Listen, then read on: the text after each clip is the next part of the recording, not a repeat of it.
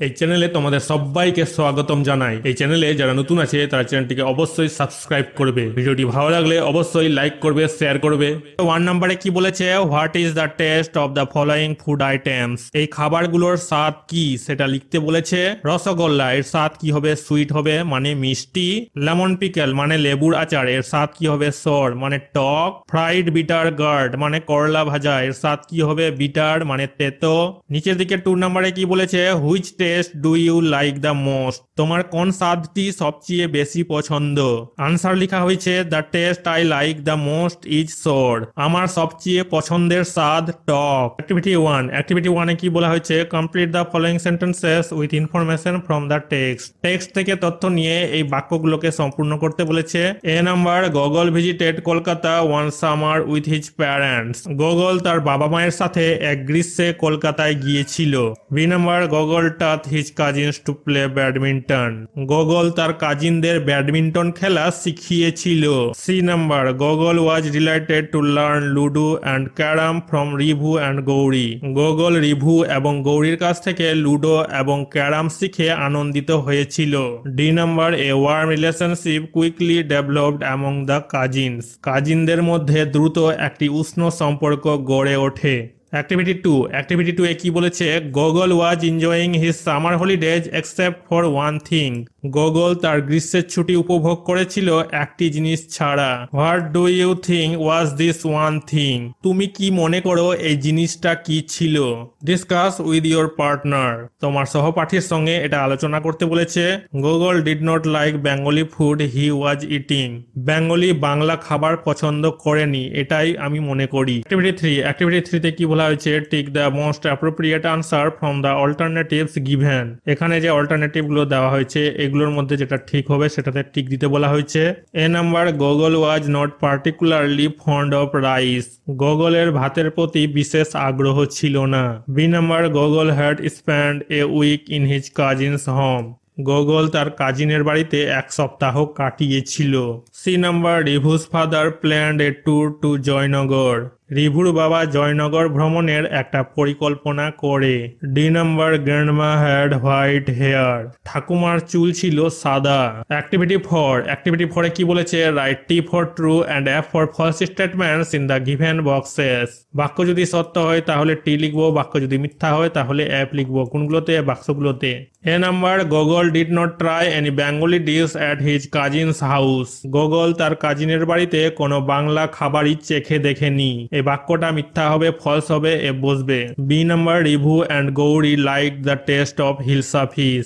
Review এবং গৌরী ইলিশ মাছের স্বাদ পছন্দ করেছিল। এই বাক্যটা সত্য হবে, ট্রু হবে, টি বসবে। C number, Gogol saw a lot of green in Jaynagar. Gogol জয়নগরে অনেক সবুজ দেখেছিল। এই বাক্যটা সত্য হবে, ট্রু হবে, টি বসবে। D number, Gogol's grandmother did not welcome them. গগলের ঠাকুরমা তাদের স্বাগতম জানায়নি। এই বাক্যটা মিথ্যা হবে, ফলস হবে, এ বসবে। অ্যাক্টিভিটি 5, অ্যাক্টিভিটি 5 এ কি বলা হয়েছে, match column A with column B. Column A আর কলাম বি ম্যাচ করতে বলেছে।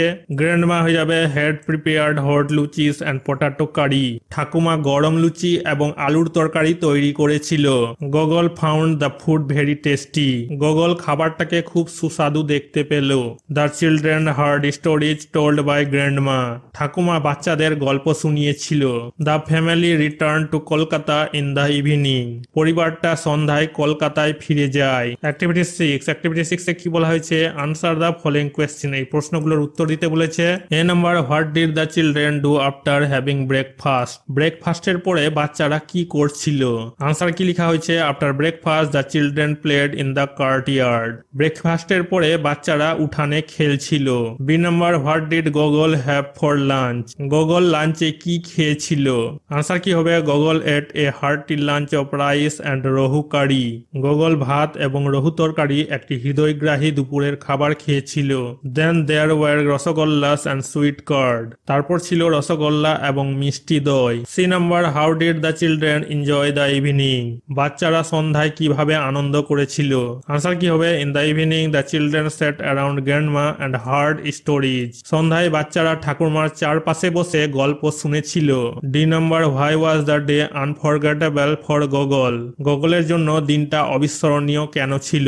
আনসার কি হবে? The day was unforgettable for Gogol because he had realised one important thing about Bengali food.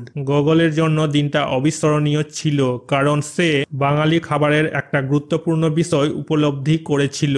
Activity 7A, activity 7A কি বলা হয়েছে? Circle the proper nouns in the following passage. এই প্যাসেজটাতে proper noun circle করতে বলা হয়েছে, করে দিয়েছি, দেখে নাও। India is our motherland. Bharat আমাদের মাতৃভূমি।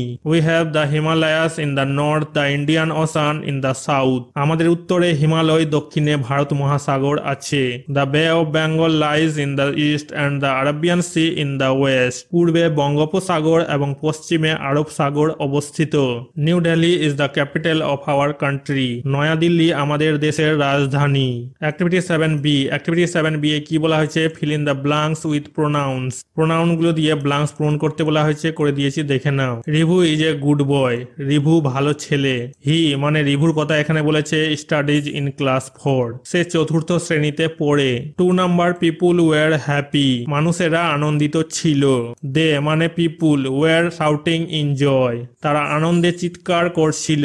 3 number Salma is a young girl. Salma একজন যুবক মেয়ে। সি মানে সালমা ড্রজ ভেরি ওয়েল। সে ভালো আঁকে। 4 number I read a book yesterday. আমি গতকাল একটি বই পড়েছি। I like it. ইট মানে হচ্ছে এ বুক ভেরি মাচ। আমি এটা খুব পছন্দ করি।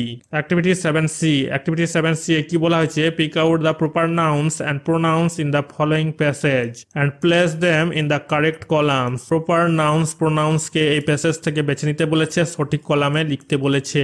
দেয়ার are many famous tourist spots in West Bengal. পশ্চিমবঙ্গে অনেক বিখ্যাত পর্যটন স্পট রয়েছে। The Sundarban, Santiniketan and Jaldapara are some of them. Sundarban, Santiniketan এবং জলদাপাড়া এদের মধ্যে কয়েকটি।